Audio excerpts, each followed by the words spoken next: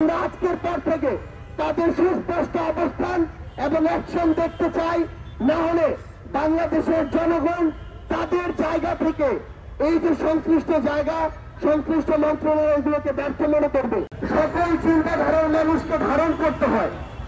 এখানে নির্দিষ্ট একটি ধর্মের মানুষ তার যে বিশ্বাস, তার রীতিনীতি, তার প্রথাগুলো চাইলেই আরেকটি মানুষ যিনি অন্য ধর্ম বিশ্বাসী তাকে চাপিয়ে দিতে পারে না। আরেকজন মানুষ যিনি কোনো ধর্মেই বিশ্বাসী না তাকেও চাপিয়ে দিতে পারে না।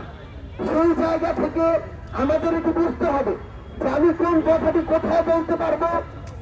যখন আমাদের রাজনীতির মাঠে আসছে বিভিন্ন পার্টি, যেমন আমাদের পার্টিতে যোগদান করছে, তখন আমাদের এই বোনদেরকে স্পেসিফিক টার্গেট করা হচ্ছে।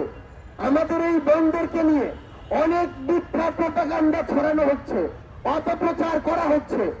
সবচেয়ে বড় কথা হচ্ছে আমাদের এই বোনেরা, এই বাংলাদেশের অর্ধেক নারী, কখনো এমন নয় যে যখন প্রয়োজন আমি ব্যবহার করব আর যখন মনে করব তখন তাদেরকে নিয়ে অপপ্রচার চালাবো।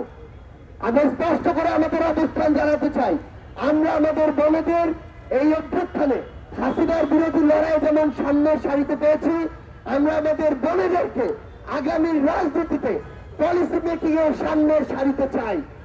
আমাদের বোনেরা আর এই বাংলাদেশের সংসদে কখনো শুধুমাত্র রিপ্রেজেন্টেশন হবে না, তারা তাদের যোগ্যতায় পার্টিসিপেশন করে এসেই সংসদে নারীদের প্রতিনিধিত্ব করবে।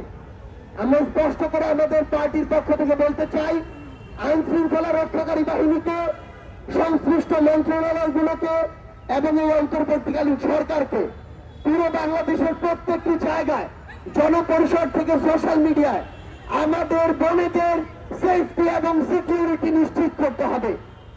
কেউ যেন তার ব্যক্তিগত বিশ্বাস কোনদিন একটি সমাজের গুরুত্বপূর্ণ একটি অংশ কিংবা আমাদের নারীদের উপরে চাপিয়ে না দিতে পারে।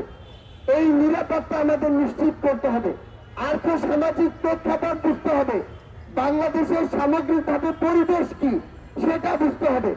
এগুলোর বাইরে গিয়ে কেউ যদি কোনো ধরনের মত কালচারকে ব্যবহার করে বিন্দুমাত্র আমাদের বোনদের দিকে দৃষ্টি দেওয়ার চেষ্টা করে কিংবা তাদের সিকিউরিটি বিঘ্নিত করার চেষ্টা করে, তাহলে আমাদের এই আইন শৃঙ্খলা রক্ষাকারী বাহিনী এবং সংশ্লিষ্ট মন্ত্রণালয়গুলো ব্যর্থ বলে প্রমাণিত হবে। এক্ষেত্রে আমরা আজকের পর থেকে তাদের সুস্পষ্ট অবস্থান এবং অ্যাকশন দেখতে চাই, না হলে বাংলাদেশের জনগণ তাদের জায়গা থেকে এই যে সংশ্লিষ্ট জায়গা সংশ্লিষ্ট মন্ত্রণালয়গুলোকে ব্যর্থ মনে করবে। কিন্তু আমরা এগুলোকে ব্যর্থ হিসেবে দেখতে চাই না।